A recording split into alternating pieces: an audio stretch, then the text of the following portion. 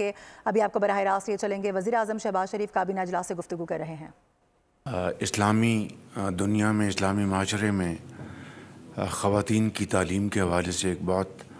ایک شاندار کانفرنس ہوئی تھی، اور اس کے لیے وزیر تعلیم ہمارے ڈاکٹر صاحب اور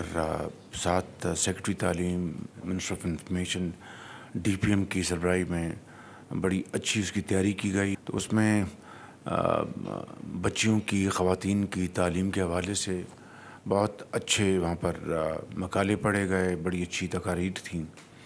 اور اس حوالے سے پاکستان کے اندر بھی خواتین کی جو تعلیم کے حوالے سے بڑے چیلنجز ہیں، جس طرح کہ آپ جانتے ہیں کہ تقریباً 22.8 ملین جو بچے جو ہیں وہ they are out of schools, اور اس میں میجورٹی بچیوں کی ہے۔ تو یہ ایک بہت بڑا چیلنج ہے، میں سمجھتا ہوں۔ اس کے لیے جو تشریف لائے تھے او آئی سی کے سیکرٹری جنرل، پھر سیکرٹری جنرل ڈاکٹر صاحب وہ تشریف لائے تھے سعودی عربیہ سے،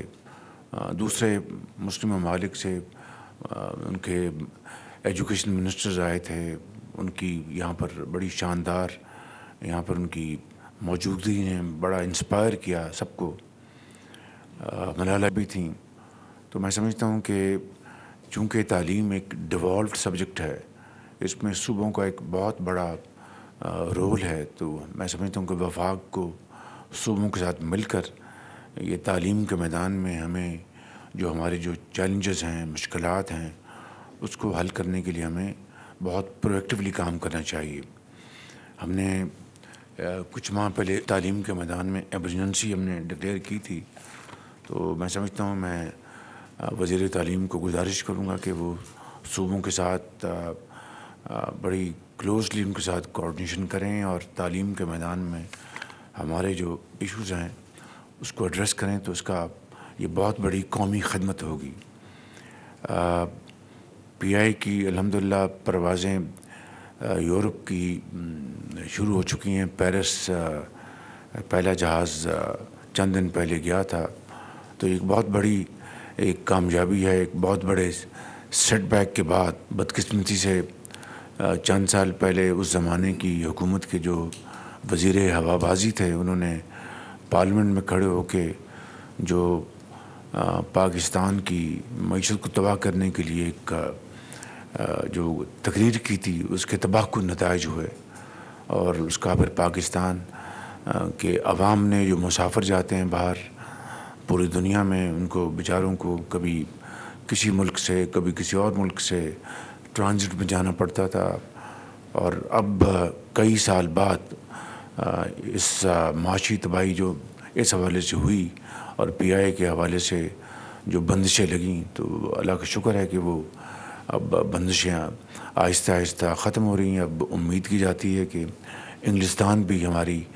فلائٹ جائیں گی۔ تو میں اس کے لیے میں وزیر دفاع خواجہ آصف صاحب کو، ان کی پوری ٹیم کو، ان کے سیکرٹری کو، ڈی پی ایم کو، اور درجہ بدرجہ ہمارے جو علیم خان صاحب ہیں، آپ سب کو اور پوری کابینہ کو میں مبارکباد پیش کرنا چاہتا ہوں کہ اس حوالے سے آپ کی جو کاوشیں ہیں دن رات وہ رنگ لائی ہیں، اور اللہ تعالیٰ کے فضل و کرم سے ہماری جو فلائٹس شروع ہو گئی ہیں، اور یہ امید کی جاتی ہے کہ جلد انشاءاللہ لنڈن بھی ہماری فلائٹس جائیں گی۔ تو پاکستانی جو ٹریولرز ہیں ان کے لیے بے پناہ آسانیاں پیدا ہو جائیں گی۔ تو میں سمجھتا ہوں کہ اس کے لیے ہم سب اللہ تعالیٰ کے حضور شکر بجا لاتے ہیں، اور میں تمام کابینہ کے ممبرز کو فرداً اور اجتماعاً میں مبارکباد پیش کرتا ہوں۔ اسی طریقے سے پنجگور کے مقام پر پاک ایران سرحد پر نئی کراسنگ کا آغاز ہو گیا ہے، تو اس سے میں سمجھتا ہوں کہ قانونی تجارت کو انشاءاللہ فروغ ملے گا، اور جو سمگلنگ ہے اس کی روک تھام میں مزید اس میں کامیابی حاصل ہوگی۔ تو میں امن معاہدے کے بعد ایک بہت بڑا دھچکا لگا تھا، لیکن اب الحمدللہ اس میں اور جو وہاں پر مورچے جو قائم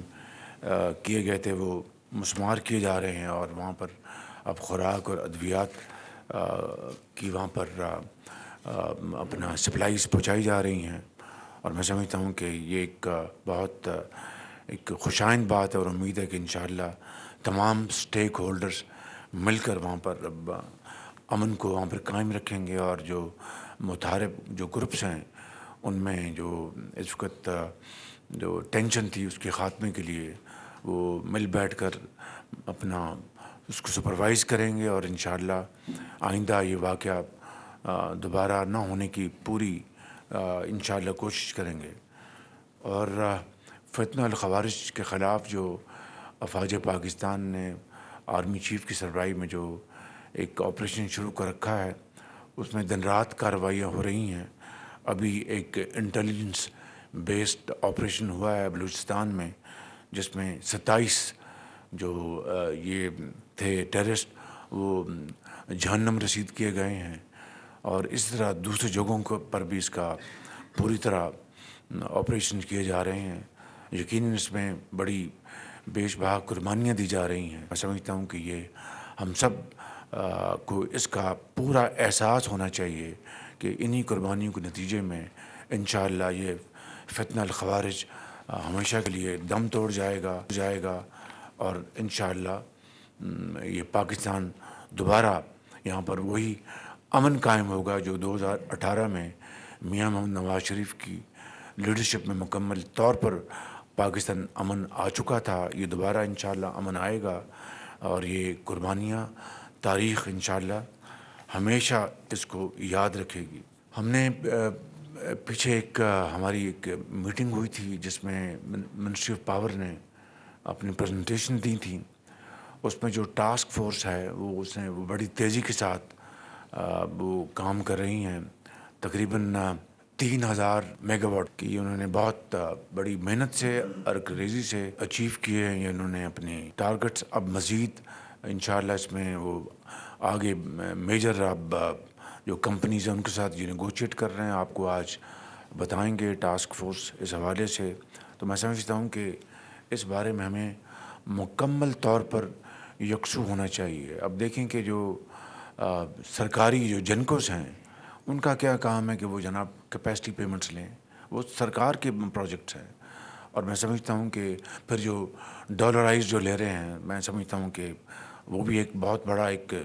چیلنج ہے۔ تو اس حوالے سے task force minister of power اور محمد علی صاحب مل کر بہت اچھا کام کر رہے ہیں، آج بھی اس بارے میں وہ بتائیں گے۔ Thank you very much. کے اجلاس سے گفتگو کر رہے تھے، انہوں نے کہا کہ خواتین کی تعلیم کے حوالے سے کانفرنس بہترین رہی ہے۔ پاکستان میں خواتین کی تعلیم کے حوالے سے بہت سے چیلنجز کا سامنا ہے۔ OIC کے سیکریٹری جنرل کے ساتھ موضوع گفتگو رہی۔ ساتھ ہی ساتھ انہوں نے PIA کے حوالے سے گفتگو کرتے ہوئے کہا کہ PIA کی یورپ کی پروازیں شروع ہونا پاکستان کے لیے خوشائند ہے۔ پچھلی حکومت کے وزیر ہوابازی نے PIA کی ساکھ کو متاثر بنایا۔ پاکستان ایران سرحد پر جو نئے ٹریکس ہیں اس سے دونوں ممالک کی تجارت آسان ہو جائے گی۔ کرم کا ذکر کرتے ہوئے کہا کہ کرم میں اشیاء خورنوش سمیت ادویات وہاں پر پہنچائی جا رہی ہیں، حالات بہتری کی جانب آ رہے ہیں، بنکرز مسمار کیے جا رہے ہیں۔ فتنہ الخوارج کے خاتمے کے حوالے سے انہوں نے کہا کہ سپہ سالار کی قیادت میں اہم کارروائیاں کی جا رہی ہیں، ہمارے جوان اپنی جانوں کی قربانیاں دے رہے ہیں، اور ساتھ ہی ساتھ انہوں نے یہ بھی کہا کہ پاکستان میں 2018 جیسا امن لوٹا کر رہیں گے۔ اس کے لیے مختلف قسم کے فیصلے لیے جا رہے ہیں، سپہ سالار کی قیادت میں بھی اہم فیصلے لیے گئے ہیں۔